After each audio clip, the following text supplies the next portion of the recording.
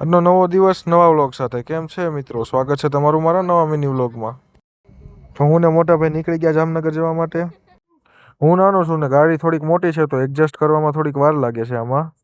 હું ને મોટા ભાઈ પહોંચી ગયા હતા જામનગર. આ છે મારા માસીનો દીકરો હુસેન. એને જવાનું હતું એના શોરૂમે તો હું એને શોરૂમે મૂકવા જતો હતો. એને શોરૂમે મૂકીને હું પાછો ઘર કોર હાલતો થઈ ગયો. ઘરે જઈને તૈયાર થઈને મોટા બાવાની ઝારત કરવા જવાનું હતું. ઘરે આવીને હું થઈ ગયો છું તૈયાર. હવે મારે મોટા ભાઈને ને હુસેનને જવાનું હતું ઝારત કરવા. તો અમે ત્રણે તૈયાર થઈને હાલતા થઈ ગયા ઝારત કરવા માટે.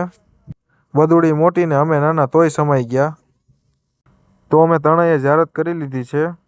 આજે મહેમાનોની બહુ વધારે ગળદી હતી અહીંયા.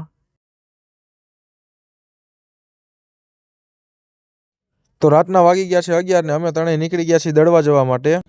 જેટલા માણસ હતા ને એનાથી તો ડબલ સામાન હતો ગાડીમાં. હવે એ ખબર નથી પડતી કે અહીંયા સામાન લેવા આવ્યા હતા કે શું કરવા આવ્યા હતા.